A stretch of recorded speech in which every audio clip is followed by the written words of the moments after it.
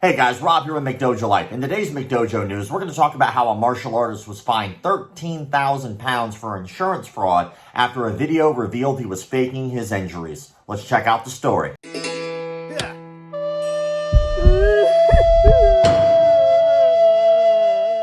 A fraudster who said he was too injured to work has been ordered to pay £13,000 after he was spotted doing martial arts at Ninja Warrior, which he claimed was his twin brother. Robert Wood was caught on video performing high kicks and swinging from bars. But the 42-year-old had said a minor car collision, which saw him struck on the arm by a Peggy Yacht taxi, meant that his neck was injured for 3 weeks and his right wrist for 3 years. He subsequently filed for financial loss and damage, suing Aviva Insurance for £10,000. But videos on social media, which were filmed while Wood was, quote, injured and unable to work, showed him performing an array of moves at the martial arts center. When quizzed, he told Aviva, quote, "It's not me, it's my twin."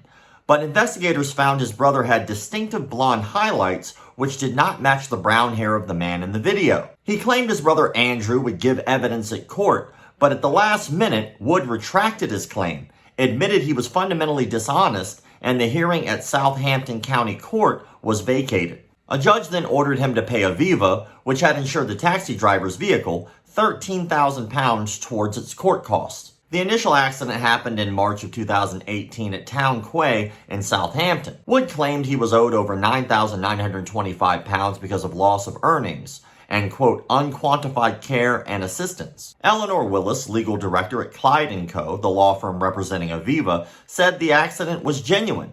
However, suspicions arose Wood had exaggerated his injuries. According to Aviva, their severity did not match what was expected following a minor incident. The law firm's investigators looked into the case, and they discovered the social media footage, which was taken during the period when Wood claimed he was injured. The footage showed him performing martial arts kicks, punches, and swinging by his arms from a climbing frame. Wood, of Chandler's Ford near Southampton, denied the videos were of him and insisted they showed his twin brother, Andrew. A spokesperson for Aviva said, quote, Mr. Wood said he would provide corroborating evidence from his brother, but no evidence was received. Prior to the final hearing of the case, Mr. Wood dropped his claim, but Aviva did not wish for him to walk away, and ultimately he agreed to an order that he was fundamentally dishonest and he would pay Aviva £13,000 in costs. In total, the court costs amounted to £43,000. Mr. Willis, a specialist fraud lawyer, said, quote, Mr. Wood's attempt to defraud Aviva wasted the court's valuable time and left him £13,000 worse off. It's a hard way to learn the lesson that this type of insurance fraud will not be tolerated. Claimants like Mr. Wood may think they're on to a winner,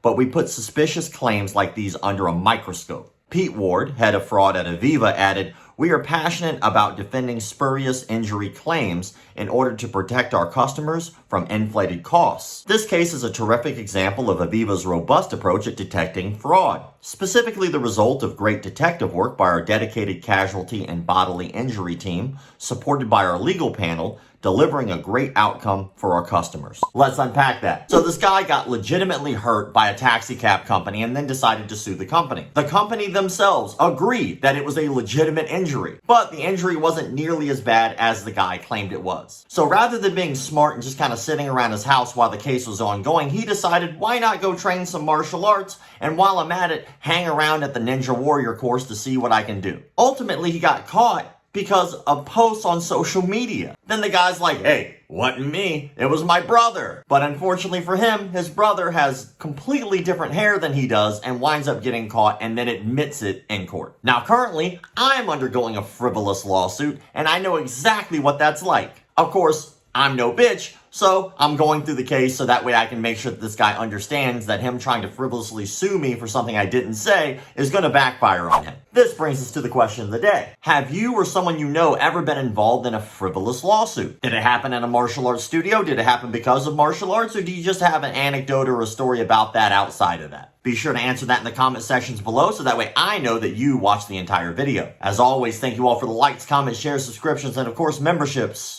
Keep the martial arts legit. My baby got robbed the other day by degenerate. So she wanted to learn some new form of this self-defense. So she did her research and perused it online and found this dude said he could move shit with his mind. He call himself Seafood Paul Zimmerman. He got a dojo with a strip on his Cinnabon. Now she spends all day trying to break boards with the thoughts, but the only thing she's breaking is my little heart. Things just haven't been the same, living strange since my baby joined that dojo, joined our McDojo. Now she tries to